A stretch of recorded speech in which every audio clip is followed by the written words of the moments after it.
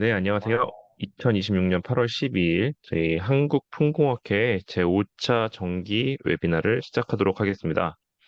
오늘 강연자로 모신 분은 저희 부회장님이시기도 하고 서울대학교 건축학과의 강현구 교수님께서 풍합실험과 풍화중 평가의 최신 기술이라는 내용으로 좋은 강연 해주시기로 하셨습니다. 우선 저희 한국풍공학회 회장님이신 황재승 교수님께서 인사 말씀 올리시겠습니다. 네, 안녕하세요. 황재승입니다. 항상 이렇게 바쁘신 가운데에도 우리가 이번에 준비한 웨비나에 참석해 주신 우리 회원님들, 그다음에 산업계에 계신 분들 진심으로 감사의 말씀을 드립니다. 저희가 사실 이거는 그 2025년부터 이제 장소의 제약을 받지 않기 위해서 또 학술적 교류를 나누고자 이렇게 줌으로 온라인으로 웨비나를 진행하고 있습니다. 우리의 그 큰 웨비나의 큰 제목은 윈드 디자인 앤 하이테크라고 하는 주제인데요. 오늘은 앞서 말씀드린 것처럼 우리 학회의 부의장이시고 우리 학계의 권위자이신 서울대학교 강영규 교수님께서 풍합 실험과 풍화준 평가의 최신 기술이라는 걸로 귀중한 강연을 해드리겠습니다.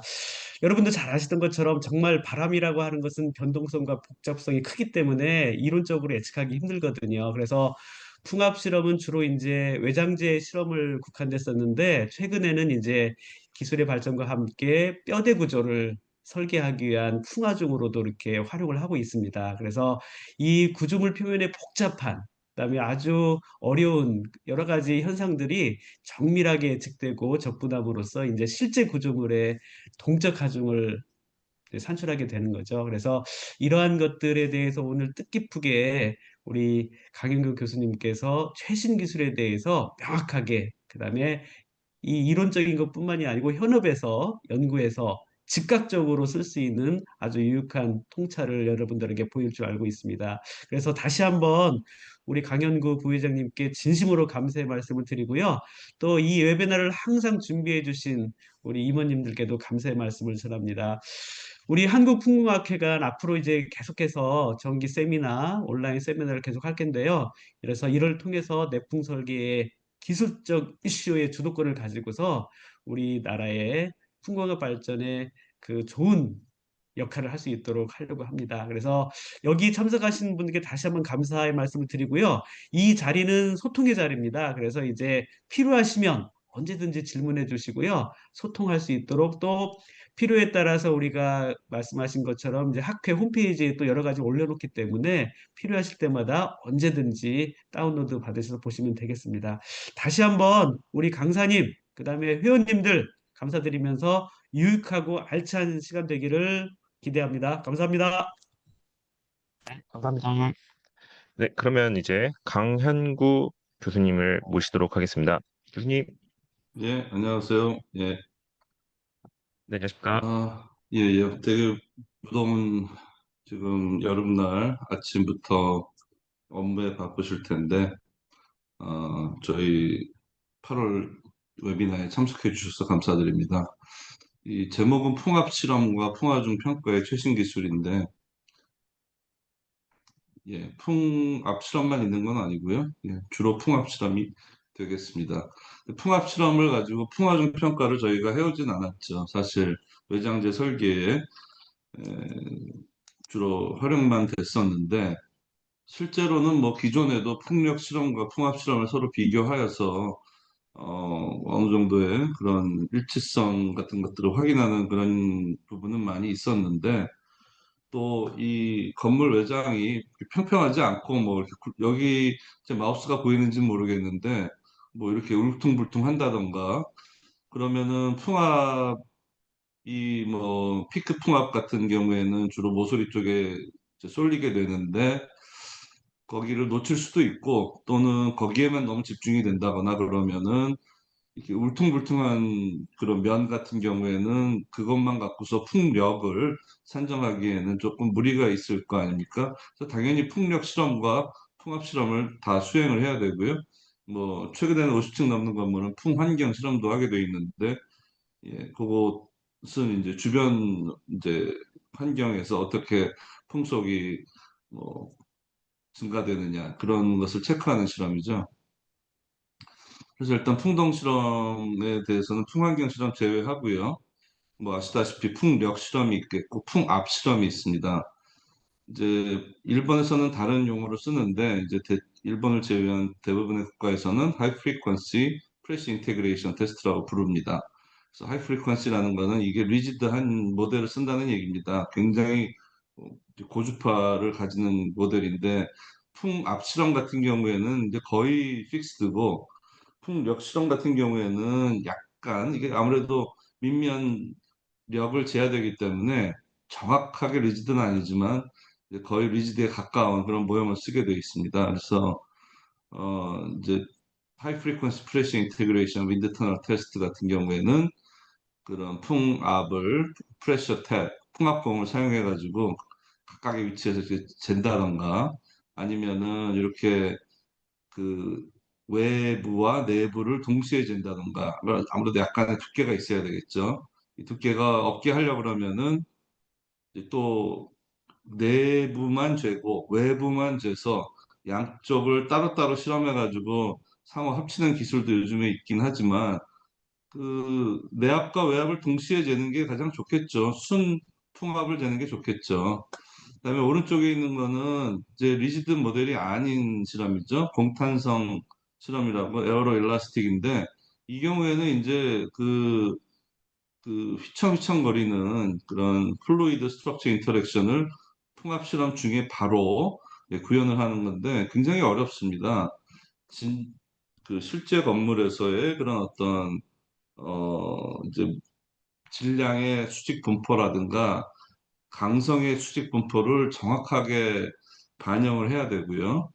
근데 스케일드 돼 있으니까 이게 아무래도 축소돼 있는 거였는데 거기에서 이 움직이는 것이 이제 실제와 맞게 해야 되기 때문에 이게 굉장히 어려운 실험입니다. 그래서 가령 우리나라 같은 경우에도 뭐 롯데월드 타워 정도나 건물의 경우에는 이제 수행을 하고요. 뭐 교량 같은 경우에는 워낙에 그런 게 더 중요하기 때문에 당연히 해야 되지만 이 초고층 같은 경우에는 그 형상비 6 이상이 될 때 정도만 고려를 할 수 있고 형상비 6이 넘을 때도 사실 잘 하지는 않는 실험이죠. 예. 그래서 공탄성 실험 같은 경우에는 말씀드렸다시피 이렇게 질량과 강성 분포가 실제와 잘 맞게 모델을 만들어야 되고 그다음에 그 측정도 이 실제와 같이 해야 되는데 요거는 CFD 해석이죠. Computational Fluid Dynamics 해석인데 저희가 이제 Fluid Structure Interaction FSI가 이게 실제로 그 건물의 변형과 함께 이 유체의 그 상호관계를 같이 모사를 할 때 투웨이 이제 FSI를 씁니다.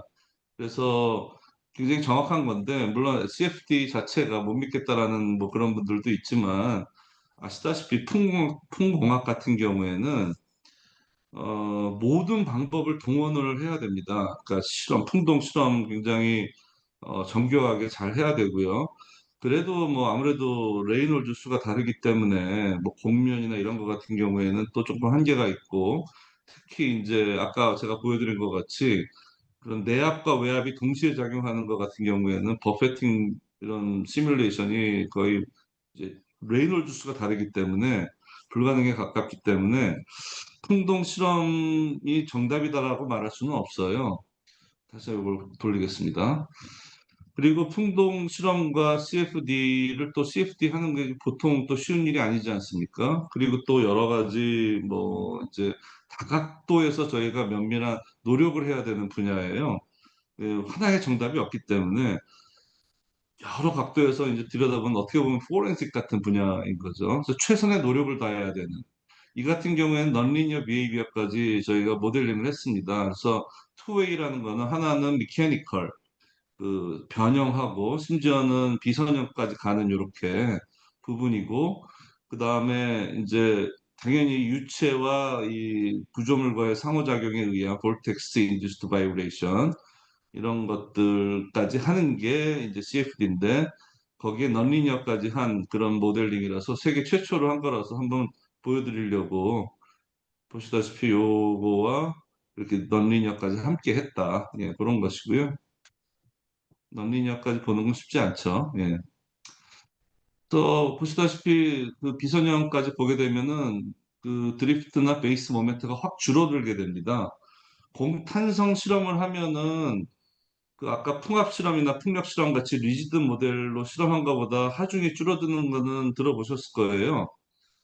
그 댐핑이 더 커져서 그렇습니다. 이게 움직이다 보면은 건물이 움직이다 보면 그거에 의한 추가 댐핑이 발생을 해서 물론 너무 세장하게 되면은 볼텍스 인듀스드 바이브레이션이 이게 자칫하면은 네가티브 댐핑으로 발전하게 되는 타코마 브릿지 같은 그런 아주 위험한 케이스도 발생을 하지만 보통은 이제 댐핑이 좀 더 증가하게 됩니다. 그래서 이렇게 하중이 줄어들게 되는데 공탄성 실험뿐만 아니고 공탄성 거동의 비선형까지 보게 되면은 굉장히 많이 줄어들게 됩니다. 그래서 초고층 건물 같은 설계를 할 때는 또 안전하게 하고 보수적으로 하는 것도 중요한데 그렇게 되면은 너무 과다한 그런 설계가 될 수 있고 해결이 도대체 되지 않는 이제 그런 설계가 될 수가 있기 때문에 그 하중을 저희가 정확하게 산정하는 것도 중요하지만 건물의 거동과 함께 연결을 해서 실제로는 이 같은 경우에는 극단적으로 세장한 건물이에요. 제가 시뮬레이션 한 거는 형상비 10에 10입니다. 하지만 형상비 10이 넘어가는 건물도 많이 있죠. 최근에는 특히 뉴욕 맨하탄에 가면은 그런 건물이 있지 않습니까? 형상비 12 이런 게 있지 않습니까? 그 건물에는 물론 TMD가 엄청나게 들어가 있고, 뭐 바람이 통하는 바람길이 뭐 군데군데 있고, 그런 것들을 다 고려했음에도 불구하고, 아직도 내부에서 그런 여러 가지 덕트나 여러 가지 공족이나 뭐 여러 문제가 발생한다고 해요. 아무래도 진동이 좀 완벽한 제어가 안 됐다는 얘기죠.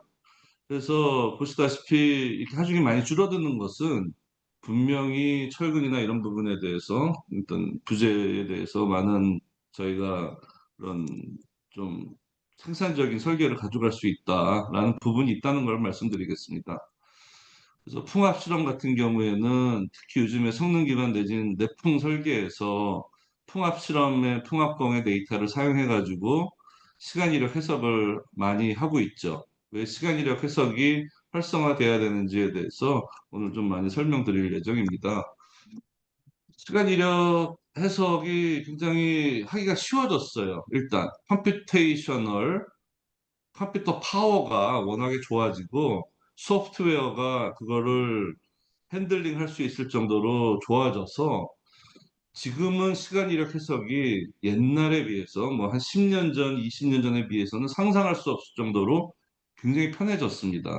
아직도 실무에서 쓰기는 너무 이게 좀 커스트가 많이 든다라고 말씀을 하실 수는 있는데 해마다 너무 좋아지고 있기 때문에 시간 이력 해석을 계속 무시할 수는 없는 그런 분위기입니다. 이거는 이제 해외에서 시간 이력 해석을 한 것이에요. 이제 MKA라고 선도적으로 성능 기반 내풍 설계를 하고 있는 건데 바람이라는 게 지진과 달리 그냥 휘청휘청거리는 주로 1차 모드에 거동을 하고 있습니다.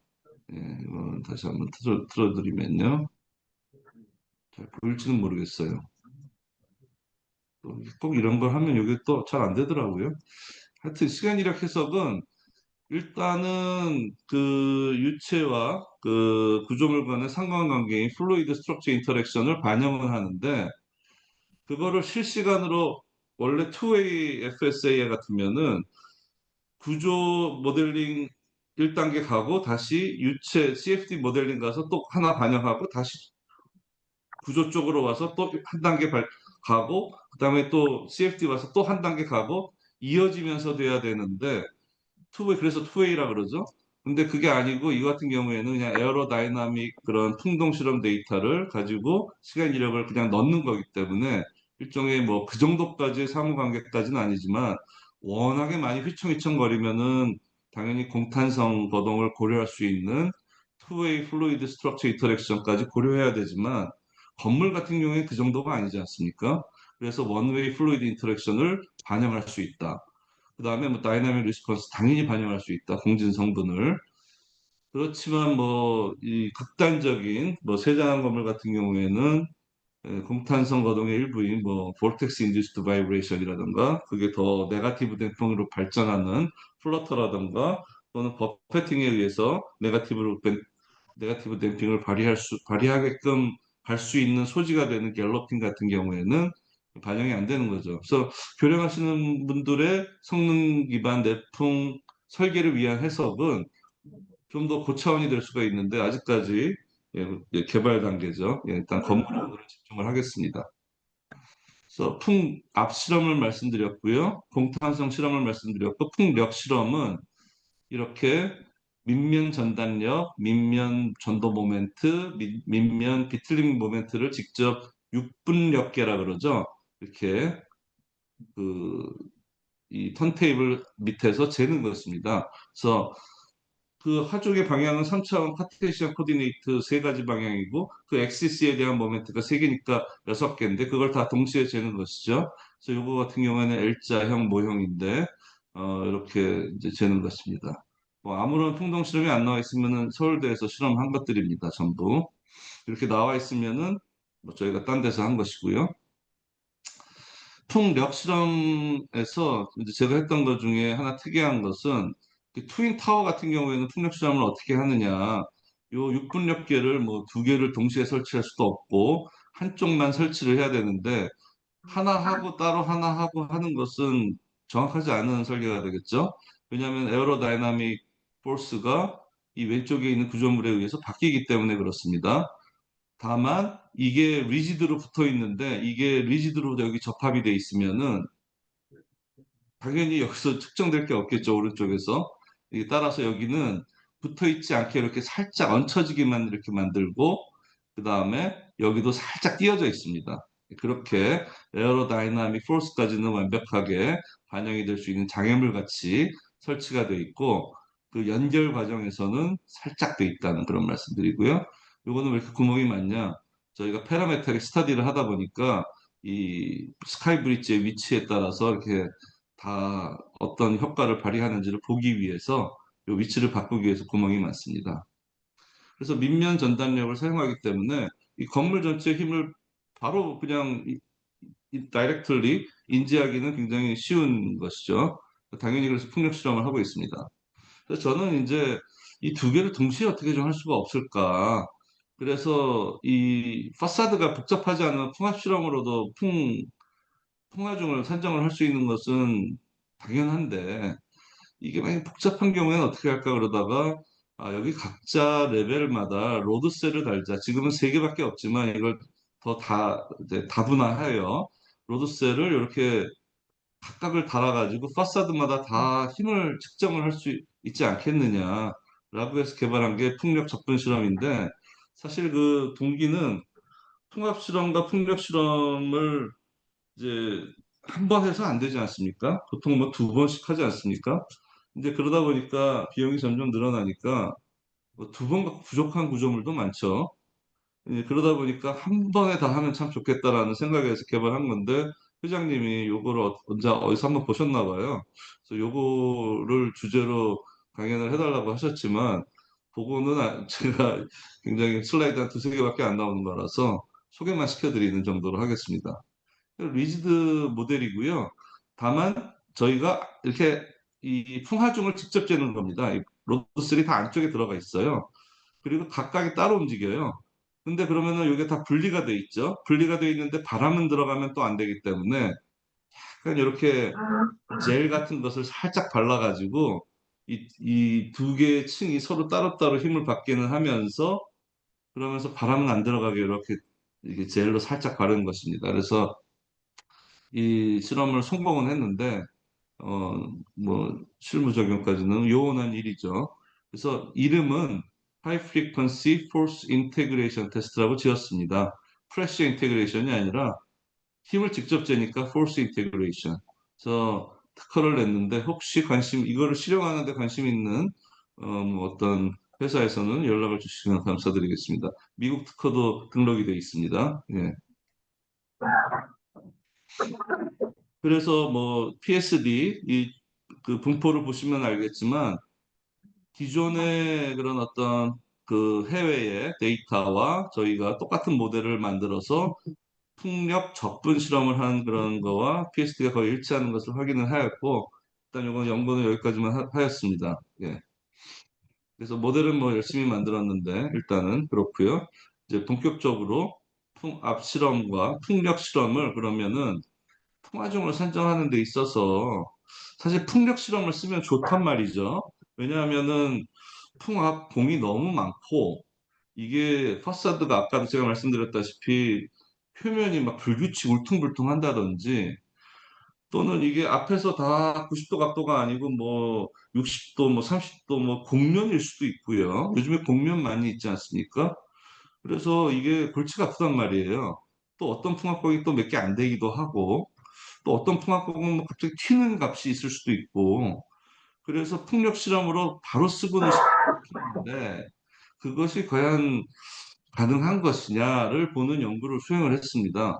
그래서 이 정사각형, 직사각형, 그다음에 판상형, L자형, 아파트 우리 이런 게 너무 많죠. 그래서 이거에 대해서 풍압 실험과 풍력 실험을 다 수행을 하였고요. 뭐 이거는 이제 저희 서울대에서 실험할 때 다 맞춘 그런 것이고요. 그래서 High Frequency Pressure Integration 풍압 실험과 High Frequency Force Balance 실험 HFB라고도 합니다. 그냥 HFB 해외에서는 풍력 실험 이 두 개를 한번 비교해 보자. 그래서 풍력 실험도 사실은 PBWD에 사용할 수 있는 것이 아닌가라는 것을 한번 보여주기 위해서 이제 한 연구가 되겠습니다. 그런데 약간 다르죠? 예, 약간 다릅니다. 그런데 대부분은 풍력 실험이 조금 더 강하게 나온다는 것을 확인할 수가 있습니다. 백그라운드 포스 있지 않습니까? 평균과 백그라운드가 있어서 그걸 입력하는 거죠. 그러면 레저넌트 컴포넌트를 유한요소 해석이 주는 거죠, 저희한테. 백그라운드의 수직 분포는 어떻게 하였느냐? 일단은 일직선으로 했습니다. 왜, 뭐, 하영철 교수님도 연구를 많이 하셨고 그렇지만, 뭐, 분포가 거의 대동소이하더라, 수직적으로는. 그래서 그거는 일직선으로 하였다는 걸 말씀드리고요. 평균 같은 경우에는 풍속의 프로파일에 맞게끔 풍 방향은 입력을 하였고 풍직각 같은 경우에는 뭐 평균이 없지 않습니까? 휘청휘청 좌우로 흔들리는 건데 평균은 제로이기 때문에 그렇게 했습니다. 그래서 적어도 풍력 실험이 조금 보수적이구나. 예, 보수적인 거는 일단은 괜찮다는 의미이기도 하죠. 그 다음에 이제 PSD를 이제 비교해 봤을 때는 PSD도 이제 응답을 일단은 도출해 가지고 저희가 변이에 대한 PSD를 찍어 봤을 때 응답이 그 유한요소 해석을 한 후에 응답입니다. 예. 그래서 이 고차 모드가 조금 덜 들어갔구나. 하지만 사실상 거의 차이가 없다고 볼 수 있습니다. 보시다시피 스트로알 계수 같은 이런 거 똑같이 들어가 있지 않습니까? 물론 고주파에서 약간 좀 다를 수도 있는데 그것도 사실은 고주파에서도 풍력 실험이나 풍압 실험이나 똑같이 잘 들어가 있어요. 당연히 그렇겠죠. 왜냐하면은 이게 유한요소 해석인데 유한요소 해석의 건물 자체의 1차 모드, 2차 모드, 3차 모드가 뭐 하중을 어떻게 입력하느냐보다는 건물 자체의 그런 거기 때문에 지금 저 음소거를 안 해주신 분이 있거든요. 예, 좀 본인이 안 하고 있는 분이 있으면 소개해 주시기 바랍니다.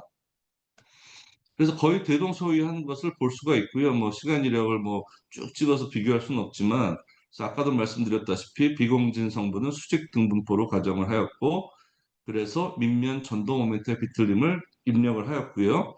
그 다음에 평균 성분은 KDSS 제시하는 그런 프로파일 있지 않습니까? 그걸 그대로 입력을 하였다는 얘기입니다. 그래서 이제 많은 것들을 비교할 수가 있겠죠. 뭐 오른 제일 좌측에 있는 거는 풍향각을 쫙 바꿔가면서 저희가 이제 글씨가 작죠. 저도 안 보이네요. 예, 요거는 여기 이제 제목이 있네요. 예, 밑면 모멘트의 평균 성분과 변동 성분의 이건 굉장히 잘 맞는 거죠. 예, 이 정도면 굉장히 잘 맞는 겁니다. 그래서 C자형, 플랫형, 렉탱귤러, 뭐 우측에 좀 안 맞는 게 좀 있다라고 하지만 그건 변동이라서 이게 왼 좌측이 평균이고요. 우측이 변동입니다. 그래서 변동은 저 정도면 굉장히 잘 맞는 거예요. 변동은 플럭추에이팅 하는 거 아닙니까? 예. 그래서 뭐 이거 해석은 이제 청민호 구조 컨설턴트와 같이 수행을 한 것입니다. 예.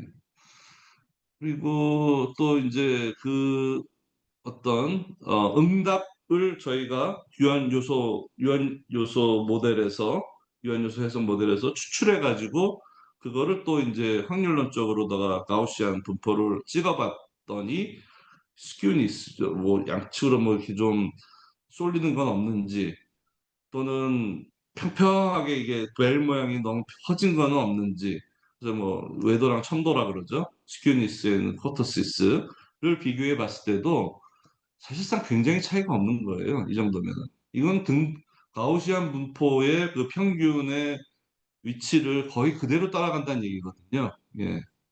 그래서 아까도 보여주셨다시피 좌측은 전단력, 층전단력, 그 다음에 우측은 층변이, 그 다음에 아래쪽 좌측은 층변위, 예. 그 다음에 아래쪽 우측은 전도 모멘트를 상호 비교한 건데,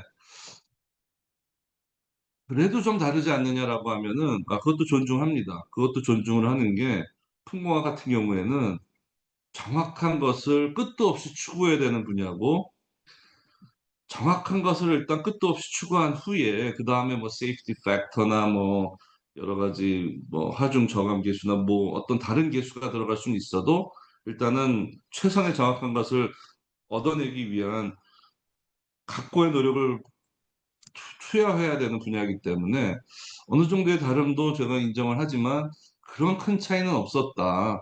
그래서 풍력 실험도 조금 보수적이지 않습니까? 조금 더 많이 나오지 않았습니까? 그래서 어느 정도의 보수성을 가지고 쓸 수 있겠다라는 결론에 도출을 했습니다. 이유는 아까도 말씀드렸다시피 유한 요소 해석 자체가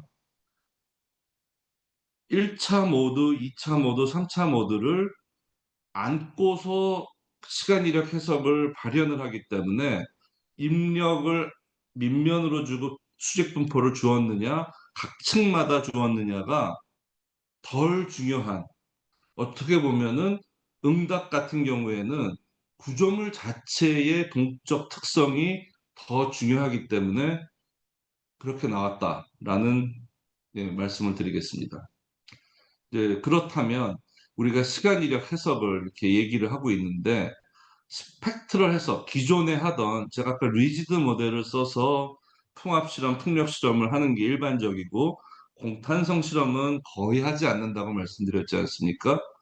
그럼 리지드한 거를 가지고 입력을 해서 시간 이력을 해석을 하거나 아니면은 스펙트럼 해서 응답 스펙트럼 해석을 통해 가지고 주게 돼 있죠. 그렇게 해서 구조 설계사로 넘어가게 됩니다. 그 등가 하중이. 근데 스펙트럼 해석과의 차이는 있느냐? 이것도 굉장히 궁금할 것이기 때문에 이런 연구를 했습니다. 스펙트럼 해석은 단자유도로 하게 되어 있습니다. 그렇게 뭐 다자유도로 하진 않습니다.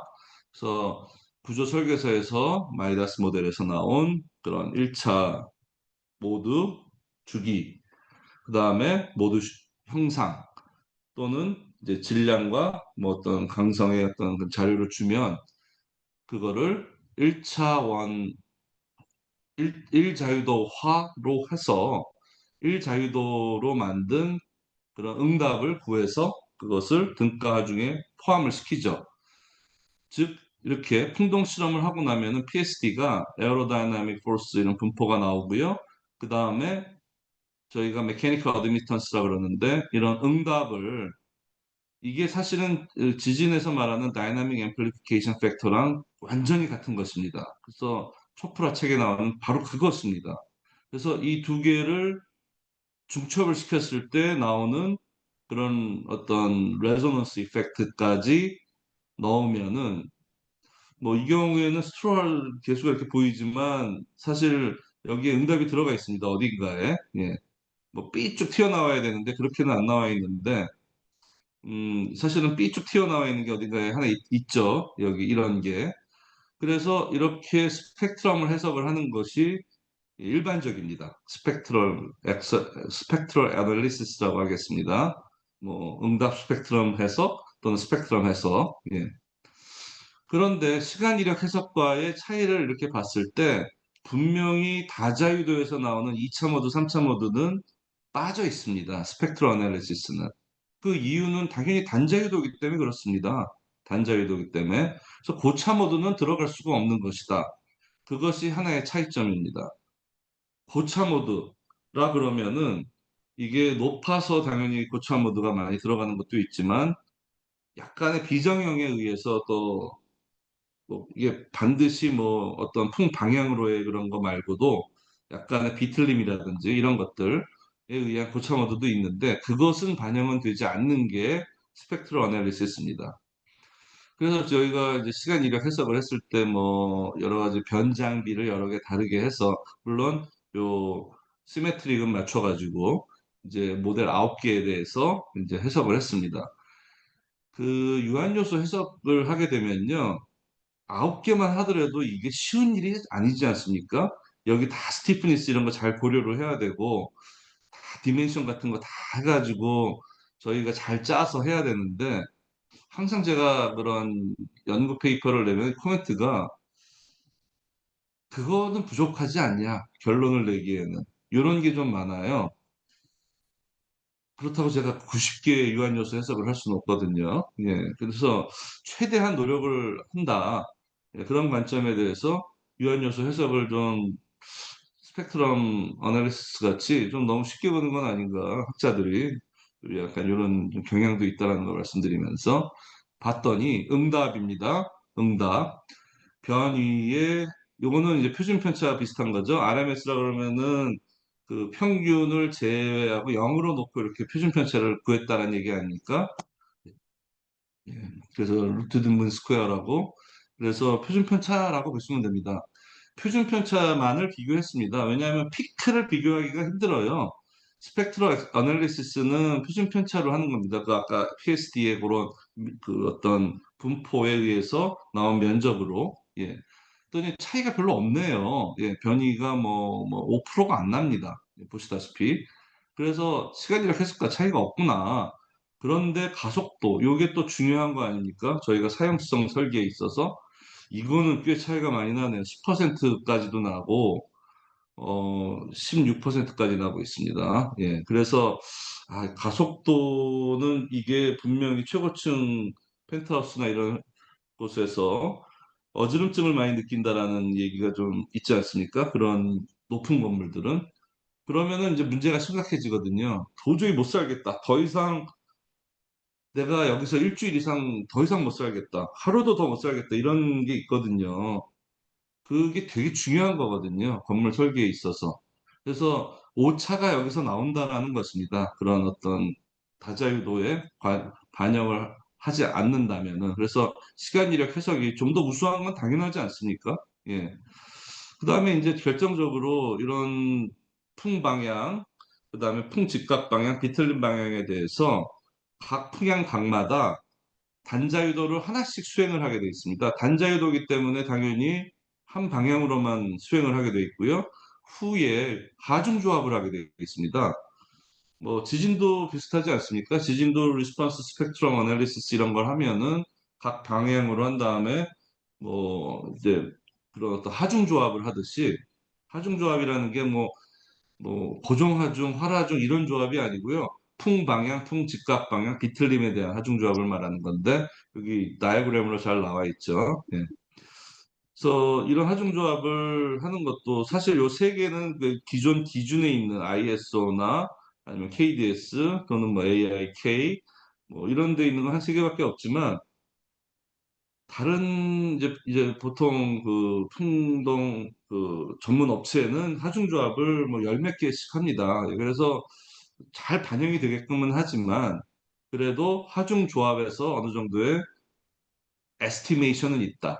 예, 그게 두 번째 요소가 되겠습니다. 시간 이력 해석이 더 정확하다는 뭐 그런 거에 대한 것이 두 번째 요소는 이런 하중조합이 있고요.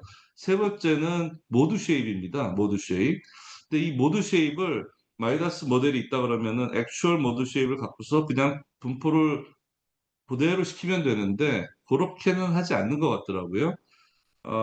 왜냐하면 그때 설계가 초기 설계라서 아직 제대로 나온 모드 쉐입이 아닐 가능성이 있고요. 그리고 그 모드 쉐입을 갖고서 그대로 넣기에는 이렇게 베타 개수를 하나 도출해 가지고 하면은 뒤에 변이나 그런 액셀러레이션, 그러니까 가속도나 뭐 변이각이나 이런 거 계산이 굉장히 수월한데 하나 다 할 수는 없거든요. 층마다. 그러니까 피티드 모드 쉐입을 많이 합니다. 이렇게 피티드 모드 쉐입을 통해서 나온 걸 가지고 다시 베타 하나를 구하는 거죠. 또는 KDS의 모드 쉐입인 뭐 1.0 이런 걸 갖고 넣어서 하기도 합니다. 그 세 개를 이렇게 수직 분포를 찍어 보면은 좀 차이가 있습니다. 그래서 요거에 의한 오로지 모두 쉐입을 요 세 개를 다르게 넣었을 때에 대한 차이만 가지고도 차이가 생깁니다. 그래서 이게 세 번째 차이를 유발하는 요소인데요. 이 모드 쉐입을 층마다 다 넣을 수가 없어요. 너무 이제 계산이 많아져 가지고. 그래서 요거에 의한 차이도 발생을 하는데 시간 이력 해석은 바로 주는 거 아닙니까? 그래서 이제 그런 것들이 이제 조금 더 유리한 면이 있고 그러면은 저희가 그걸 가지고서 사용성 설계를 할 때 보통 좀 이제 이 어지럼증을 안 느끼고 왜냐하면은 저기 그 해운대에서 수평면을 바라봤을 때 그 해안선 수평면이죠. 해안선이 아니고 지평면이 아니고 수평면인가 뭐라 그러죠? 예, 호라이즌. 예. 그게 막 수평이 아닌 거예요. 막 이게 각도가 생기면은 어지러운 거죠. 그래서 가속도를 갖고 우리가 평가를 하는데 이런 크라이테리아 많이 쓰지 않습니까? 일본 같으면 훨씬 스트릭트 하고요. ISO 가지고 하는데 이런 것들을 이제 비교를 하기 위해서 저희가 하는 거가 이제 아큐펀트 컴포트 크라이테리아라 그러고 이제 창호 같은 거 깨지지 않게 할 때 사실 요걸 변이나 아니면 이제 변이 각을 통해서 많이 평가를 하는데 사실 저는 그거 조금 부족하다고 생각을 해요. 저는 풍압 자체가 사실은 더 중요하다고 생각을 하는데 현재로서는 변이 각으로만 좀 평가를 하게 되어 있습니다. 그리고 뭐 당연히 항복이 발생하지 않아야 되죠. 사용성 하중에서는. 근데 의외로 항복까지 도달하는 수가 있습니다. 예. 그래서 이것도 그러지 않아야 된다라는 것을 해야 되는데 일단 1번에 집중하여서 말씀드리면 이 발표 자료가 영어와 한글이 섞여 있어서 조금 죄송한데요. 한글로 다 번역할 만한 시간적 여유가 제가 없었습니다. 그래서 여러 가지 자료들을 제가 종합하다가 보니 영어 자료가 들어가 있다. 그런 말씀을 좀 양해를 부탁드리고요. 시간 이력 해석 같은 경우에는 피크 밸류를 구할 때 아까 제가 비교한 거는 표준 편차만 비교한 거예요. 표준 편차만. 표준 편차만 비교해도 가속도 같은 경우에는 10% 이상 차이가 나는 경우가 왕왕 있었지 않습니까? 그래서 여러 가지 시간 이력 해석을 한 10개 정도 수행해 가지고 그것을 평균화하는 걸 앙상블 에버리지라고 그러거든요. 그래서 그거를 한 거가 굉장히 더 정확한 요소 중에 하나가 RMS, 루트드 민 스퀘어, 즉 표준 편차를 구한 후에 스펙트럼 해석은 피크 팩터를 그냥 곱하기 때문입니다. 피크 팩터는 3.4든 뭐 3.45든 어떤 그런 이론 식에 의해서 나온 거 아닙니까? 근데 응답 같은 경우에는 그 피크 팩터가 굉장히 다르다라는 게 또 최근 연구에서 제가 나온 거라서 피크 팩터가 더 큽니다. 예, 결론적으로 말씀드리면 백그라운드의 피크 팩터와 레저넌트 컴포넌트의 피크 팩터를 동일하게 사용하도록 코드가 되어 있기는 한데 백그라운드는 맞는데 우리 실전 때도 썼는데 좀 음소거를 부탁드립니다. 예. 그런데 지금 그 레저넌스 컴포넌트 같은 경우에는 이게 피크 팩터가 좀 크더라고요. 전반적으로. 그래서 그냥 곱하면 분명히 나중에 설계 제대로 했는데 왜 그러지? 1년 지연 주기에 의해서 설계를 제대로 했는데 내가 어지러운 날이 1년 중에 뭐 대여섯 번은 나온다. 도저히 못 살겠다. 그런 경우가 나올 수 있다라는 말씀을 드리는 겁니다.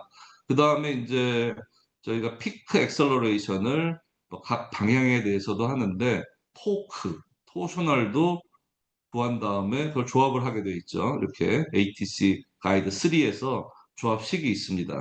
요거 약간 뭐 부러져 있는데 요거 깨져 있는데 부러져 깨져 있는데 요거는 이제 그 approximate 즉 근사값이라는 0.25를 쓴다는 얘기입니다. C에다가. 예. 그래서 사실 사역성 설계를 할 때 그냥 설계를 한 다음에 나중에 문제가 발생을 하면은 정말 골치가 아파지거든요. 그래서 정확하게 하는 것은 굉장히 중요하다. 그래서 성능 기반 내풍 설계의 사용성 설계가 굉장히 중요하다는 말씀을 드리는 것입니다. 그 다음에 또 한 가지요. 패스트 넌리니어 어널리시스 쓰고 싶죠. 왜 쓰고 싶냐? 이 패스트 넌리니어 어널리시스는 나중에 이 자료 다 이제 웹사이트에 올려놓으니까 다운받으시면 되고요. 그 윌슨 교수님이라는 이뭐 버클리대 교수님이 개발하신 거예요. 근데 여기서 자세히 읽어보시면은 대부분 리니어하고 넌리니어가 조금 들어가 있는 경우, 조금 들어가 있는 경우 이걸 쓰면 좋다. FNA를 쓰면 좋다. 마치 리니어 해석같이 빠르다. 이런 것입니다. 그래서 우리가 보통 시간 이력 해석을 하는 거는 타임 인테그레이션 메소드, 뭐 뉴마크 뭐 그런 거 있지 않습니까? 그래서 지진은 1분밖에 안 되는 그런 인풋임에도 불구하고 해석을 하면은 한 1박 2일 돌아가지 않습니까? 이 바람 같은 경우에는 1시간 뭐 10분 이상이지 않습니까? 그러다 보면은 더 많이 돌아가는 수가 있거든요. 넌리니어 해석 같은 경우에는. 그래서 그 차이를 얼마나 될까? 저희는 이제 궁금했습니다. 그래서 다이렉 인테그레이션 메소드에 비해서 짧은 거는 너무너무 좋은데 P델타 에펙트를 반영을 못 한단 말이죠. FNA는. 그러면 이게 초고층에서는 이게 치명적인 걸 수가 있는데 그래도 FNA를 버릴 수가 없는 거예요, 차마. 지금 버리고 싶진 않은 거죠. 너무너무 빠르기 때문에. 그래서 비선형 거동을 정확하게 포착하지 못하는 그런 부분이 있지만 이 패스트한 넌리니어 어널리시스를 버리고 싶진 않아서 한번 연구를 했습니다. 이런 건물에 대해서 일단 지진에 대해서 해석을 했습니다. 이 넌리니어 해석 같은 경우에는 지진 같은 경우에도 1박 2일 갑니다. 15시간 소요가 되는데 FNA는 3분이에요. 그러니까 이 매력을 특히 대한민국에서 버릴 수가 없는 거죠. 차이는 이 정도 발생을 했습니다. 이 정도 차이 많이 아까보다 많이 발생했죠. 예. 꽤 납니다. 예, 꽤 납니다. 그래서 피델타 이펙트는 정말 중요한 건데 이런 오차를 우리가 그냥 수용을 하기는 어렵다. 예, 일단은 어렵다. 그래서 여기 보시면은 로컬 그런 어떤 플라스틱 힌지 비헤이브 이 경우에는 굉장히 하중이 큰 경우라서 이 비선형 거동이 좀 많이 나왔습니다. 물론 이 로테이션 값은 굉장히 작습니다. 예, 1 레디안이 0.01에 해당하는 변이고 1%에 해당하는 건데 그거보다 훨씬 작은 너무너무 작은 값이라서 이 면적이 뭐 과연 중요하냐라고 할 수도 있습니다. 너무 작은 값입니다. 이 값은. 그렇지만 여기 보시면은 분명히 응답 변이면에서 이게 차이가 있습니다. 아, 그리고 아까 회장님께서 중간중간 질문을 해도 된다고 하셨는데 여기다 올려놓으시면 채팅박스에다가 뭐 질문 있습니다라고 올려놓으시면 제가 가끔가다 보고 중단을 하겠습니다. 궁금한 게 막 많으실 텐데요. 질문을 중간중간에 하셔도 됩니다. 그래서 이렇게 차이가 있습니다. 보시다시피 이 정도 차이가 있습니다. 그냥 넘어갈 수 없습니다. 예. 그래서 이제 복웬 모델이라고 이게 단순한 모델이에요. 굉장히 단순한 모델이고 이자유도밖에 안 합니다. 이걸 하나 짜서 알고리즘 사이에 살짝 껴넣으면 해결이 되지 않을까? 그게 과연 될까? 이게 유한요소 해석에서 나오는 거를 다시 한번 캘리브레이션을 하는 게 포스트 프로세싱 아닙니까? 일종의? 그러면 이게 즉각으로 피델타 이펙트를 매 시간마다 반영을 해야 되는데 포스트 프로세싱으로 이게 해결이 될까? 해결을 완벽하게 했습니다. 이거는 완벽하지가 않은데요. 예. 이거는 완벽하지가 않은데요. 요거는 이제 저희가 완벽하게 했다라는 분포가, 요 차이는 아까랑 똑같은데, 그죠? 일단은 제가 그래프를 잘못 찍었는지 잘 모르겠어요. 이거 잘못 찍은 것 같아요. 완벽하게 했습니다, 일단은. 그래서 FNA가 적어도 변이 측면에 있어서는 이런 이자유도 축소 보정 모델로 완벽하게 될 수 있겠다. 그래서 아까의 로컬 로테이션까지는 못했지만 변이, 최소 글로벌 변이 같은 경우에는 완벽한 보정을 했다는 거고요. 지금 이 그래프는 제가 잘못 여기다가 페이스트를 했네요. 예. 일단 그건 넘어가겠습니다. 그래서 이제 풍합 실험을 가지고 저희가 또 뭘 할 수 있는지 조금 들여다보겠습니다. 스카이 브리지로 연결된 트윈 타워. 요게 요즘에 이게 아직 공시는 안 됐지만 아마 공시는 내년에 고시가 될 것 같은데 국토부 고시.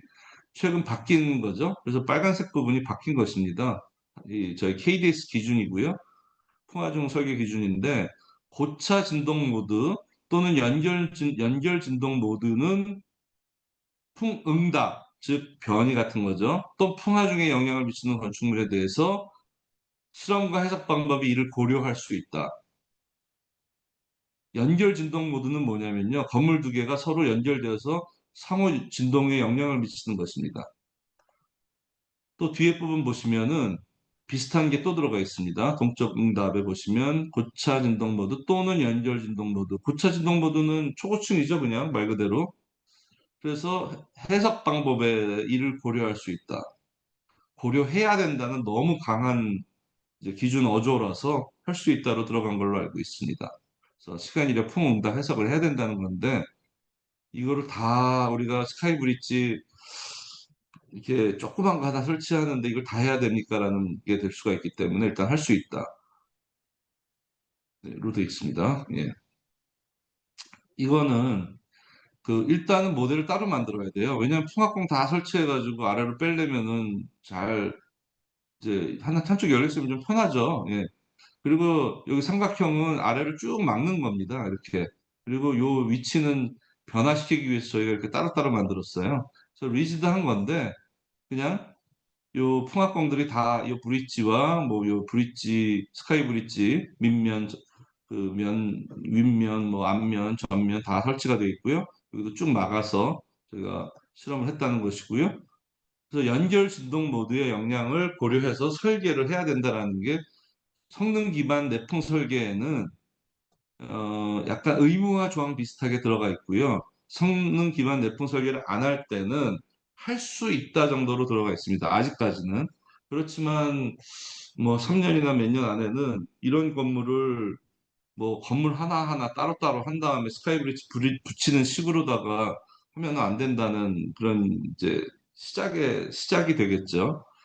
그 풍력 실험 같은 경우에는 이게 더더욱이나 중요한 게 하나밖에 못 재기 때문에 이 왼쪽이 없이 한다는 것은 일단 에어로다이나믹 포스가 굉장히 달라지는 거고요. 이제 공력이 많이 달라지는 거고요. 그 다음에 이것도 연결이 돼 있으면 안 되기 때문에 구조적으로는 분리가 되어 있습니다. 예. 그리고 풍압 같은 경우에는 이게 당연히 리지드하게 다 되어 있고요. 이 시간 이력 데이터를 가지고 성능 기반 내통 설계에서는 시간 이력 해석을 유한 요소 해석 모델에 넣어서 해석을 하라는 거죠.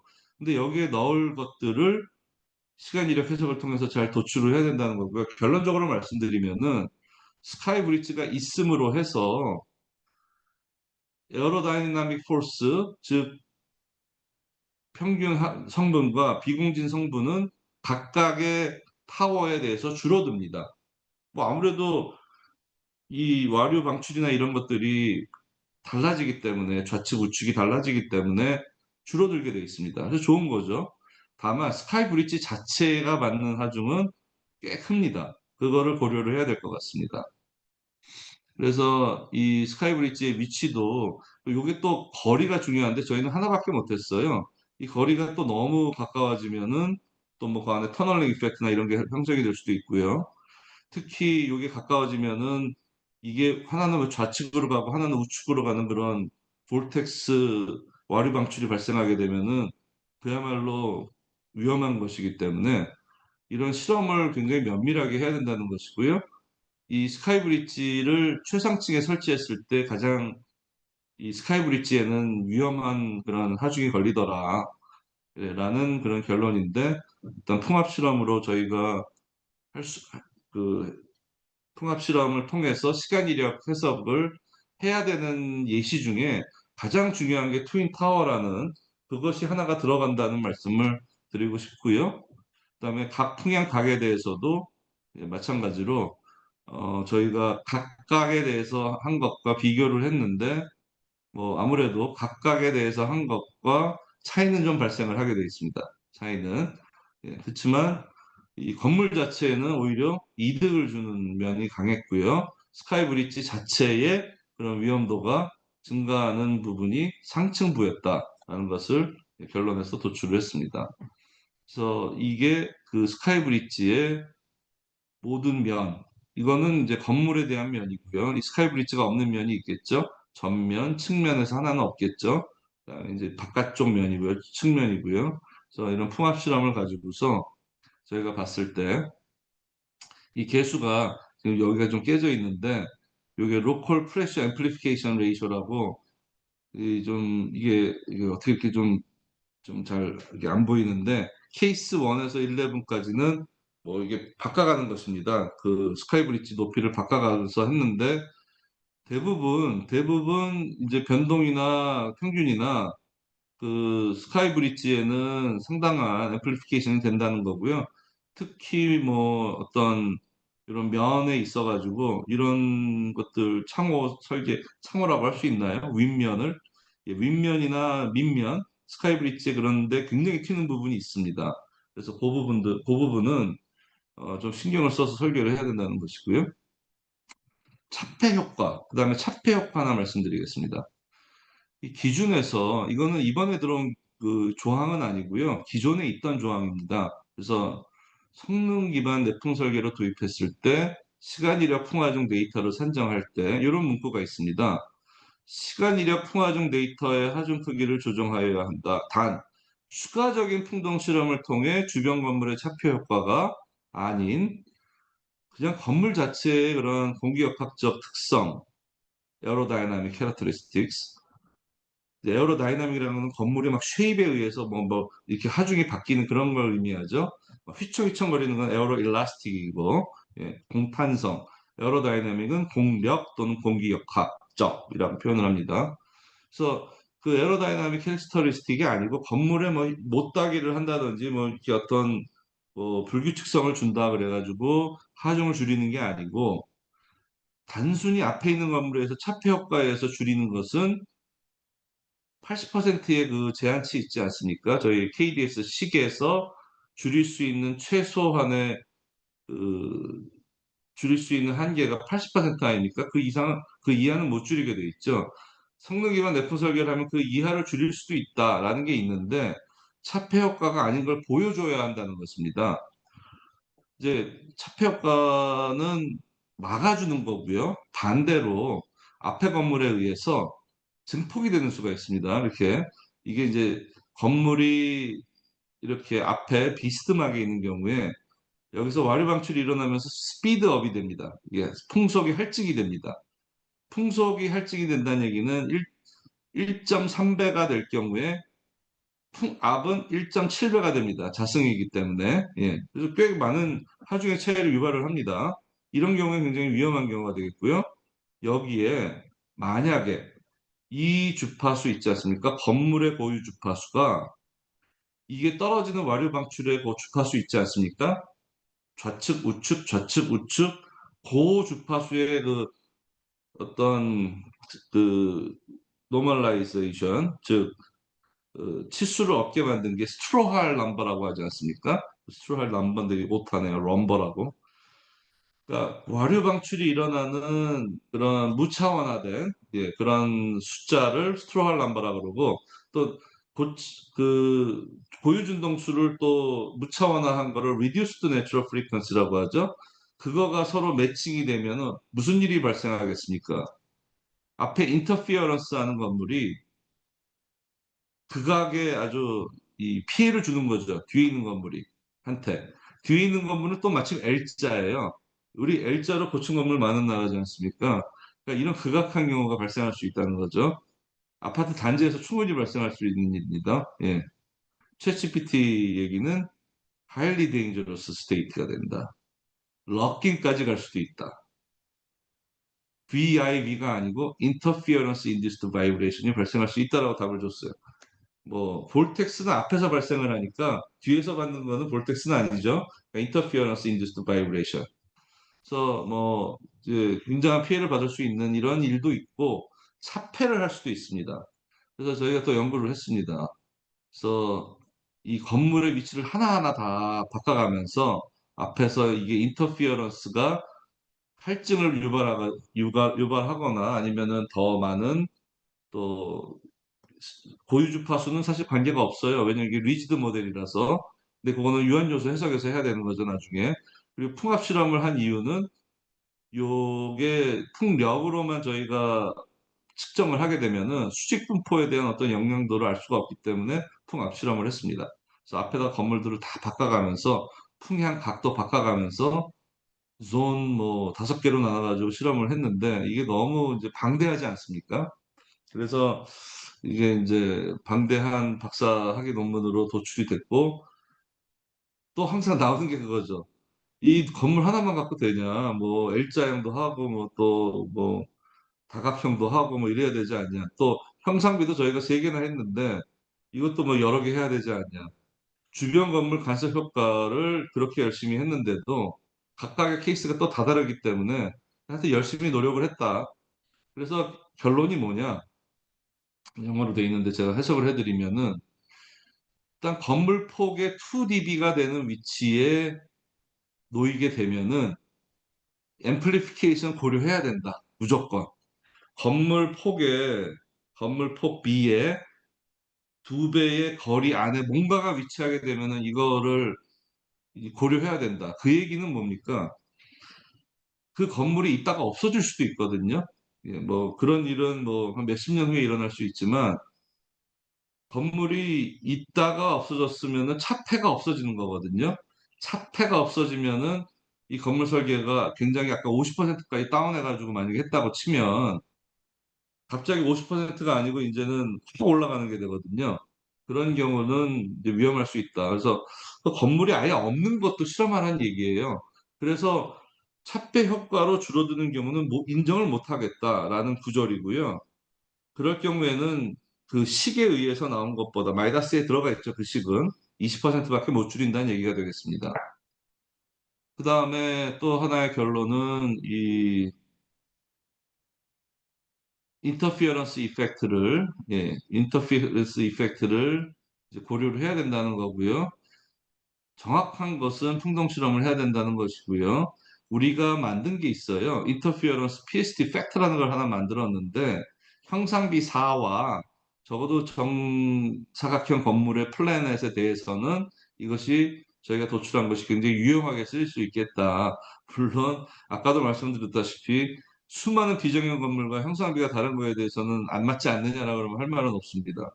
그렇지만 나름대로 저희가 인터피어런스 PSD 팩터를 하나 개발한 게 있어요. 예.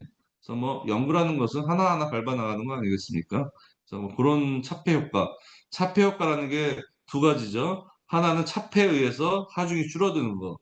그거를 인정을 못 하겠다라는 거고요. 그 건물이 없어지면 어떻게 될 거지? 그다음에 차폐가 아니고 비스듬히 놓여 풍향이라는 것도 각도가 360도 아닙니까? 그래서 이 각도와 이런 게 뭔가 같은 나쁘게 아다리가 맞아가지고 재앙이 될 수가 있기 때문에 그런 거 면밀히 고려해야 된다는 겁니다. 고려할 게 참 많은데 이래가지고 어떻게 되겠느냐라 그러는데 초고층을 하려면은 초고층이라는 게 참 정의가 좀 애매해요. 미국 같으면 하이라이즈 그러면요 10층 넘어가면 하이라이즈라고 합니다. 우리나라에서는 10층에서 20층은 이제 고층 건물이라고는 하지만 초자는 절대 못 붙이죠. 뭐 50층은 넘어가야 초고층이라 그러는데 실제로는 30층 넘어가고 25층 넘어가면 초고층이라고 봐야죠. 예.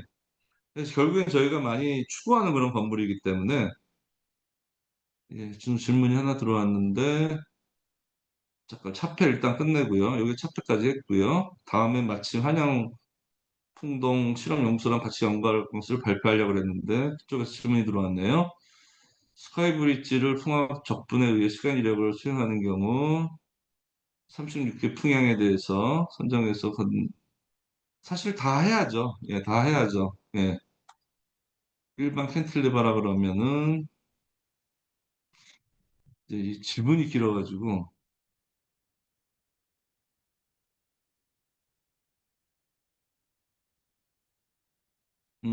요거는 이따가 좀 더 토의를 해야 될 것 같아요. 이따가. 예. 제가 지금 이거를 다 면밀하게 읽고 하기에는 막 갑자기 학술적인 어떤 이런 코멘트라서 일단 다시 한번 올라가서 한번 볼까요? 풍압 실험 같은 경우에 300씩도 다 해야겠죠, 물론. 그래서 이 풍압 실험 같은 경우에는 큰 문제가 안 되지 않습니까? 풍압 실험 같은 경우에는 큰 문제가 안 되고 어차피 프레셔 탭 많지 않습니까? 한양에 뭐 1008개 있지 않습니까? 거기에 다 달아가지고 하면 될 텐데요. 풍압 공이 부족한 경우에 채널이 부족한 경우에 오히려 이게 문제가 있죠. 듬성듬성 달아야 되기 때문에 풍력 실험 같은 경우에는 약간 이제 요게 이제 관건인데 저희가 개발한 건 이런 거예요. 구조적으로는 분리가 돼 있고 거의 이 연결이 안 돼 있습니다. 이게 살짝만 올려져 있습니다. 그래서 이 리지드한 것이 이쪽으로 오른쪽으로 연결이 되지가 않고요.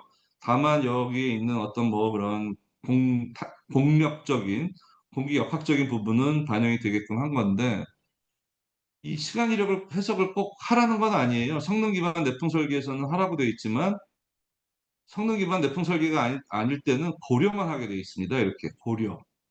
고려라는 것이 어떤 것일까? 지금 여기서 말씀하신 대로 스펙트럼 해석을 통해서 한 방향에 대해서 최대값을 한 다음에 SRSS를 하는 이런 SRSS라 그러면은 이제 방향에 대해서 하중조합을 한다는 의미인 것 같은데요. 예, 그렇게 하신다는 얘기인데 그렇게 해석 방법에서 고려할 수 있도록 되어 있습니다. 그래서 그거를 시간이력 해석을 해야 된다는 것은 반드시 아니고요. 특별 풍화 중에서 성능 기반 내풍 설계를 안 갈 경우에는 말씀하신 대로 뭐 이런 뭐 각 방향에 대해서 하중조합을 통해서 계산을 할 수 있겠다. 근데 저희가 부정정 구조물인데 원광성 행렬을 구할 수가 없어서 밑면 원광성 행렬 뭐 글쎄요, 이 캔틸레바로 하는 거를 저는 이제 캔틸레바를 하는 것 자체가 좀 달라지지 않습니까? 이건 이제 이건 제 생각입니다. 그래서 여기에 있는 것뿐만 아니라 옆에 있는 것도 영향을 줄 수가 있기 때문에 캔틸레바보다는 약간 이렇게 다 만들어 놓고 여기를 구조 분리를 이렇게 아까 제가 앞으로 쭉 올라갈게요. 예. 이렇게 만들었습니다, 저희는. 이게 유용할 수가 있습니다. 그래서 다시 한번 보여드릴게요. 이렇게 만들었어요. 여기에 살짝 걸치게. 그 다음에 여기는 연결이 안 돼 있습니다. 여기는 떠 있어요. 그렇다고 뭐 바람끼리 형성은 안 되게끔 살짝 떠 있어요. 그리고 걔가 살짝만 올라가 있어가지고 절대 리지드하게 붙어 있지 않습니다. 예. 그래서 이렇게 만들기는 했고, 그 다음에 요것도 또 따로 만들어야죠. 왼쪽도. 그래야지 여기 하나 측정하고, 그 다음에는 이쪽에 측정을 하니까요. 이걸 옮겨가지고. 모형도 많이 들고, 뭐 엄청 많이 드는데, 연결 진동 모드가 발생을 하는 경우, 즉, 이 진동 모드가 서로 영향을 줄 수가 있거든요. 제가 유한요소 해석에서 해보면은, 이게 아무리 뭐 그런 어떤 LRB, 레드 그런 베어링으로 돼 있는 그런 면진을 한다 하더라도 이 유한요소 해석에서 영향을 주더라고요. 예. 아예 공중부양을 하고 있지 않는 한 영향을 주기 때문에 그런 것들을 고려를 해야 되는데 요즘 너무 요즘 너무 좀 무섭게 스카이 브릿지를 너무 높은데 그냥 막 하는 경향이 있는데 특히 부산 같은 경우에는 이거 정말 조심해야 될 거기 때문에 이, 이 스카이 브릿지가 좀 문제입니다. 사실은 스카이 브릿지 자체가 이 건물 같은 경우에는 하나를 하고 그 다음을 하면 되지 않느냐는데 정확도가 문제죠. 그때는 정확하지 않잖아. 하나를 갖다가 왼쪽이 없다고 생각하고 하는 것은 실험을요. 그래서 정확도의 문제인데 공기역학적으로는 하나가 그대로 있는 것보다는 비보수적입니다. 예. 그래서 요거는 뭐 실무에 계신 전문가 분들께서 질문하신 것처럼 이제 많은 고민과 그런 어떤 정확도를 추구하는 그 정신 자세를 가지고 잘 해결을 하시는 게 어떠실까 싶습니다. 그래서 마침 여기서 질문을 주셨는데 1008개 이 풍합공이 있는 이런 이제 데이터가 그 채널이 있어가지고 저희가 이거를 또 한번 같이 수행을 했습니다. 그래서 1008개라는 게 너무 매력적이지 않습니까? 그래서 1008개입니다, 진짜로. 예. 그래서 1008개의 풍합공을 설치를 했고요.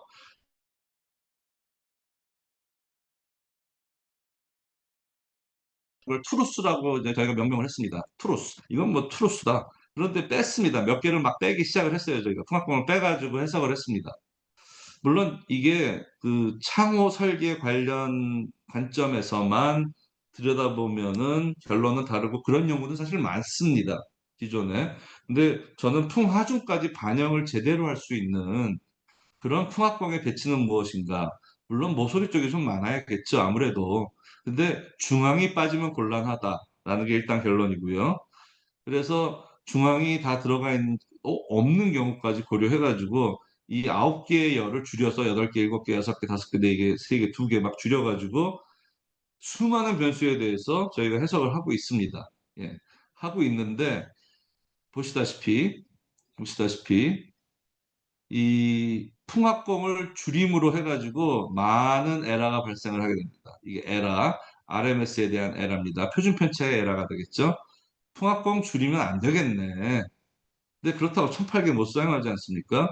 그래가지고 이 어떤 경우에 우리가 줄이면 안 되겠느냐, 어떤 경우에는 반드시 써야 되겠느냐. 그래서 풍합공 많이 쓰면 좋습니다. 에러가 적습니다. 보시면 알겠지만 최상층에서 좀 문제가 되는구나. 또는 그게 아니더라도 뭐 이게 약간 3분의 2 정도에서 문제가 될 수도 있겠구나. 뒤에면은 그러니까 후면 리워드 페이스. 그래서 여러 가지 케이스를 놓고서 저희가 분석을 하고 있는데 풍하중 관점에서도 들여다봐야 되겠다. 아무래도 풍하중 관점에서도 마찬가지입니다. 풍합공 많이 쓰면 좋습니다. 이 스펙트럼 같은 경우에도 차이가 많이 납니다. 특히 토션 같은 경우에 엄청난 차이가 납니다. 예. 풍합공 개수를 많이 들리면 좋은데 이건 한계가 있지 않습니까? 1008개는 이거는 건물 하나에 1008개는 좀 불가능한 정도고요. 그래서 층별 풍화중 분포 또는 밑면 모멘트에 상관하게 밑면 모멘트는 오히려 조금 좀 많이 줄여도 되는 분위기가 있습니다. 많이 줄여도 되는 분위기가 있고요. 그리고 첫 번째 거는 이 밑면 전도 모멘트에 아마 X 방향인지 Y 방향인지 뭐 토션 같은 경우에는 특히나 토션 같은 경우에는 요거는 X풍 방향 같습니다. 예, Y 방향에 대한 전도 모멘트 같습니다. 그래서 대충 한 절반 이상 줄여도 되네. 뭐 한 3분의 1만 써도 되네. 그런 분위기에서 이 토션으로 가게 되면은 조금 이거 문제가 있네. 이거 3분의 1만 쓰면은 이런 결론이 좀 있었고요. 그다음에 이제 그 응답을 가지고 이제 이 통계학적으로 이게 혹시 너무 이 평균이 어쪽으로 쏠리는 건 아닌가 이런 것도 했는데 결론적으로 말씀드리면 또 여러 방향에 대해서 변이도 다 오차를 분석을 하고요. 구조물의 동적 특성까지 반영해 가지고 이제 해석을 하고 있는데 결론부터 말씀드리면은 일단은 이 폭의 20%의 스페이싱이 넘어가면 곤란하겠다. 폭이 만약에 100m다. 100m 뭐 건물 너무 큰가요? 50m다. 그러면은 통합공이 10m 간격으로는 있어야 되겠다. 예, 최소. 그다음에 중간에 있어야 되겠다. 중간에 반드시 있어야 됩니다. 중간에. 그다음에 이제 중간에 이게 중간이 좀 애매한 건물이 있거든요. 이게 가다 보면은 뭐 이 L자형 같은 경우에 어디가 중간이야? 뭐 이럴 수가 있는데 어쨌거나 중간 지점에 0.15 폭의 스페이싱을 좀 줄여야 된다는 얘기고요. 그다음에 코너 같은 경우에는 반드시 그 끝에서 0.05 폭의 5% 정도에 해당하는 곳에부터 10%까지에는 풍합공이 반드시 있어야 된다. 이거는 뭐 상호설계에서 필연적인 것이고요. 예, 그래서 코너만 뭐 한다든지 센터만 한다는 그런 레이아웃이 치중된 것은 일단 하면 안 되고 중앙과 코너가 다 적절히 들어가 있어야 되는데 풍합공은 뭐 아무래도 코너에 조금 더 중요하긴 하지만 중앙이 없으면 안 되고 그래도 0.2b는 간격은 유지해야 된다라는 그런 결론에 도달을 했고요. 이 아까 9개의 컬럼으로 저희가 분석을 하지 않았습니까? 근데 4개면은 되더라 대충 4개면 되더라 라는 결론이지만 뭐 5개도 만만치 않습니다. 500개가 넘어갑니다. 5개 열만 하더라도. 그래서 이거는 이제 아무래도 500개 이상 잘 못 쓰기 때문에 저희가 그렇다면은 진짜 좀 더 풍합공 배치에 대해서 고민을 많이 해야 되겠다. 창어 설계만 할 것만 아니고 만약 시간 이력 사주까지 도출할 거라 그러면은 고민을 굉장히 많이 해야 되겠구나. 그래서 이 고민을 제가 할 게 아니라 AI가 하면 어떨까 싶어가지고 AI가 한번 해보라. 예, 이거는 한양대에서 한 실험 데이터를 쓴 건 아니고요. 예, 일본의 데이터를 가져와서 분석을 한 것입니다. 그래서 형상미도 여러 가지 해가지고 저희가 제가 더 이상 인간이 할 건 아니다 이거는. 그래서 이제 AI가 한번 해봐라. AI가 열심히 했습니다. 열심히 해가지고 열심히 잘 맞춰 나가고 있습니다. 그래서 500개의 풍합공을 썼거든요. 이 데이터 같은 경우에는. 근데 125개만 설치해도 500개를 설치한 것과 동등한 성능이 나오더라라는 결론에 도달했습니다. 25%만 사용해도 125개만 사용해도 마치 알파고가 막 이렇게 바둑 막 이상하게 두듯이 걔가 말해주는 배치로다가 하면은 500개 설치한 거랑 동일하게 나오도록 도출이 되는 것을 발견을 했습니다, 저희가. 그래서 어떤 거는 줄이면 절대 안 돼. 뭐 어떤 거는 뭐 왕창 줄여도 돼. 뭐 이런 것들이 좀 있는데 그건 저희가 알 수가 없어요. 블랙박스예요. 예. 그래서 25%를 줄여도 잘하는 것을 분명히 저희가 봤고요.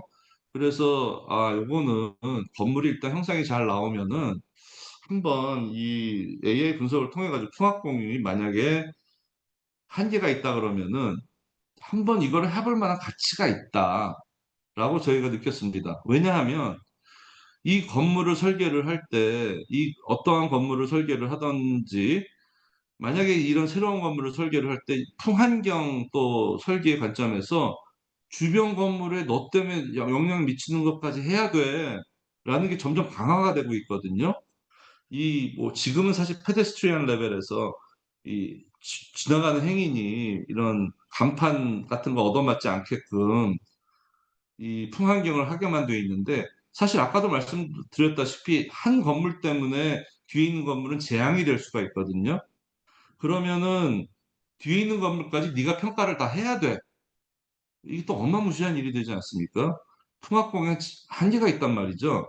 풍합공을 듬성듬성 배치하게 AI한테 도출을 시킨 다음에 있는 풍합공 가지고 저희가 해볼 수가 있겠다. 이런 게 미래에는 또 중요하지 않을까라는 엔지니어링 어플리케이션 관점에서는 이런 의미가 있겠다라는 거고요. 그러니까 AI가 이거 꽤 괜찮네. 그래서 T솔루션에서 이 TMD를 대만에 있는 초고층 건물에 설치를 하셔가지고 너무너무 소중한 데이터를 수집을 하고 계시더라고요. 그래서 이 TMD를 설치를 한 후에 정말 오래도록 가속도와 뭐, 여러 가지, 주로 가속도 데이터죠. 를 수집을 하셨어요. 그래서 무려 작은 지진 많이 발생하지 않습니까? 540개의 데이터 셋. 그 다음에 바람, 뭐 강풍, 뭐 태풍, 뭐 여러 가지 3,000개의 데이터 셋을 가지고서 저희가 해볼 수 있는 여지가 굉장히 많겠다라고 느껴가지고 이 탭수를 일단 하나 만든 다음에 가상의 또 데이터 셋을 만들었습니다. 가상의 데이터셋을 만들어가지고 또 해보고, 그래서 이런 데이터셋을 세 가지로 놓고서 저희가 AI 학습을 시켰더니, 뭐 AI 학습은 뭐 워낙 복잡한 얘기라서 잘했다 이렇게 이해하시고 넘어가시면 되고요. 저희가 그 건물의 헬스 모니터링을 87%에 육박할 정도의, 물론 어스케이프나 실제 윈드 데이터 갖고는 조금 떨어집니다. 조금 떨어지고 이탭스로 저희가 하나 만들어서 데이터셋을 창출을 했더니 효과가 훨씬 올라가기는 했습니다. 그렇게 했을 때 이 87%라는 거는 사실 또 말씀하시기에는 또 90%, 95%가 아니면 곤란하지라고 하실 수도 있는데 굉장히 뛰어난 거라고 저는 생각을 하는 게, 기존에 원래 하던 방식이 밑에 세 개라고 보시면 됩니다. 피크를 본다든지 스펙트럼에서, 프리퀀시 도메인에서 그런 거의 정확도가 50%밖에 안 돼요. 저희 분석 결과로는 위에 있는 AI 기법을 사용했을 때 50% 정도의 정확도를 87%까지 끌어올릴 수 있다.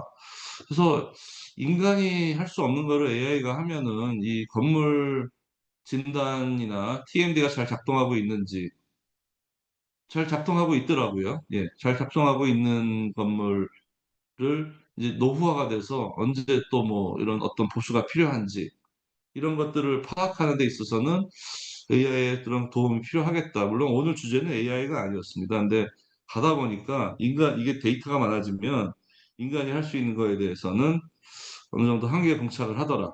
그래서 오늘 강의는 뭐 다양하게 좀 풍압 실험이나 풍화적 산정 관점에서 두서없이 빠른 속도로 말씀을 드렸는데, 예, 일단 강의는 여기까지 하도록 하겠습니다. 예, 질문을 받되 너무 장시간을 제가 강연을 해서, 예, 뭐 나중에 이메일로 보내주셔도 되고요. 현장에서 한두 개 받아볼까요? 예.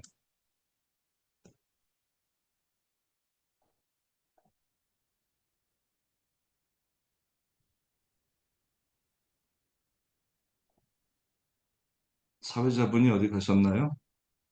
네. 그럼 제가 질문을 드려도 괜찮을까요? 네. 네네.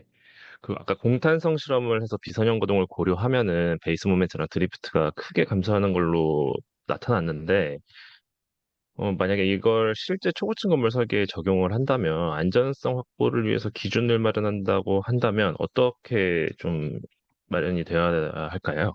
넌리니어 해석이 들어갔다는 것은 일단은 성능 기반 내풍 설계의 영역이고요. 기존의 성능 기반 내풍 설계가 있기 때문에 저희가 비선형을 고려하는 것이죠.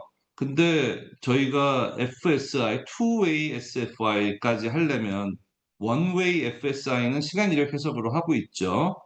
왜냐하면 공기 역학적인 데이터, 시간 이력을 받아서 인풋을 하기 때문에.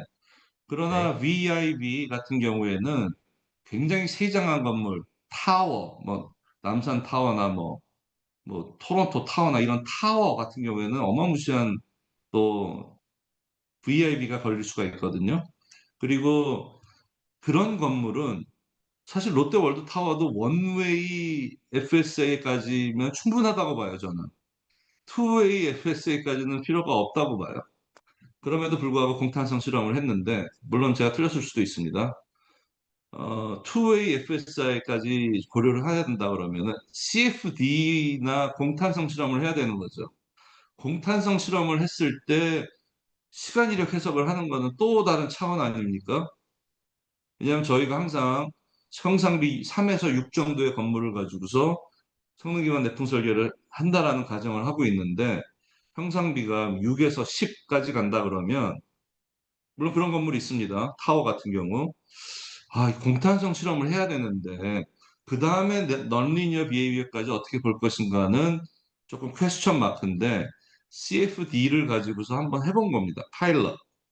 그래서 저희가 그 정도 건물 되는 경우에는 현재 하고 있는 패러다임대로 공탄성 실험과 뭐 여러 가지 그런 전문가적인 시견을 통해 가지고 사실 스펙트럼 해석도 필요 없지 않습니까? 공탄성 실험은 이게 진동에 의한 그런 어떤 그 공진까지 다 반영이 어느 정도 되기 때문에, 그래서 넌리니어까지 뭐 보면서 공탄성 실험 데이터를 활용하는 방법은 아직 개발이 잘 안 돼 있다고 보는 게 맞고요.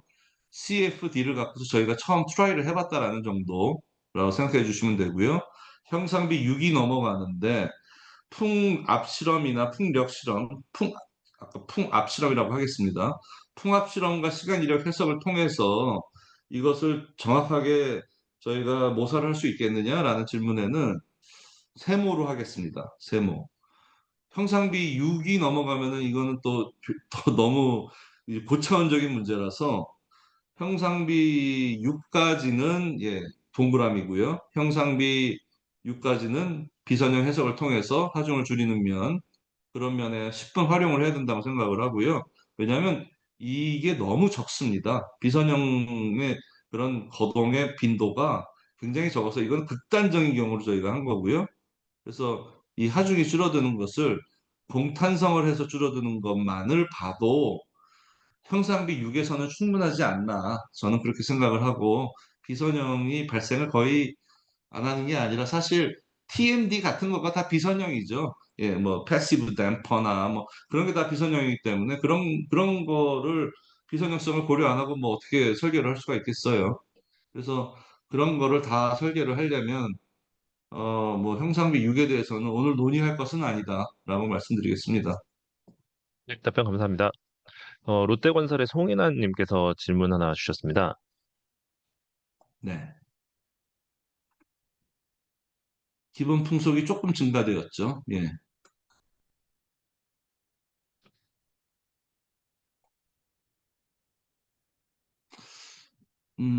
굉장히 질문을 길게 주셨는데요.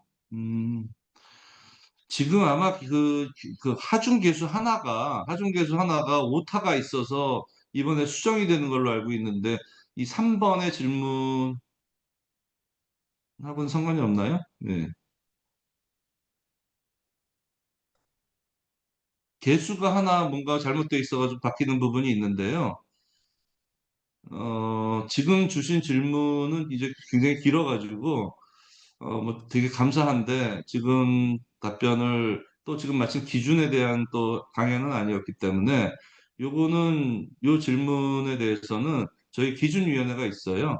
거기에 공유해가지고 정확한 답을 드리도록 하겠습니다. 예, 그게 조금 나을 것 같아요. 제가 짧은 시간 안에 빠르게 읽고 섣불리 답변하는 것보다는요. 예. 네, 그리고 또 다른 질문 있으시면 편히 질문해 주시기 바랍니다. 사실 점심시간이 가까워가지고요. 제가 말씀드린 대로 지금 저 롯데건설 지금 부장님께서 임원님일 수도 있고요. 질문해 주신 거는 이렇게 나중에 서면 답변을 드리는 걸로 하는 게 좋을 것 같습니다. 예. 네, 알겠습니다. 그러면 더 추가 질문 없으시면 말씀하신 대로 점심시간을 위해서 맞춰보려고 하는데요. 뭐 더 추가로 해주실 말씀 있으십니까? 이게 온라인 강의라서 제가 길게 했어요. 1시간 반도 잡혀 있고, 그래서 뭐 온라인 강의는 뭐 중간에 딴짓도 하고 뭐 중간에 화장실도 다녀오고 이럴 수 있는 게 온라인 강의 아닙니까? 이게 또 녹화가 된다고 말씀하셔가지고 나중에 뭐 슬라이드 또 업로드 해주실 거 아닙니까? 웹사이트에. 그러니까 그거 맞습니다. 들여다보시면서 그때그때 뭐 생각나시는 거는 뭐 질문 주시면 좋고요. 그 기준에 관한 거는 사실 부정확하게 얘기하면 또 안 되는 것이라서 기준 위에서 함께 논의를 해서 답변 드리는 게 맞을 것 같습니다. 오늘 뭐 많은 분 참석해 주셔서 감사드리고요. 회장님께서 마지막 말씀 하시고 네, 마지막 뭐 오늘 정말 감사드리고요. 이게 웨비나를 진행하면서 우리 저 강의식으로 안 하시고 대화식으로 해주셔서 너무 감사드려요. 그래서 말씀하신 것처럼 우리가 현재 당면하고 있는 문제들, 코드의 변화 같은 걸 잘 말씀해 주셨고요. 그래서 아마 이번 기회를 통해서 이게 이슈화가 되고 또 산업계에서 다시 또 그에 대한 응답, 대응 이런 것들이 서로 교차되면서 이루어졌으면 좋겠습니다. 하여튼 오늘 참석해주신 모든 분들 감사드리고요. 다른 때보다 굉장히 많은 분들이 참석을 해주셨어요. 그만큼 아마 관심과 그다음에 이거에 대한 접근이 굉장히 좋았던 것 같습니다. 다시 한번 우리 강사님, 그 서울대학교 우리 교수님께 감사드리고요. 또 진행해주신 분들 감사드리고 하겠습니다.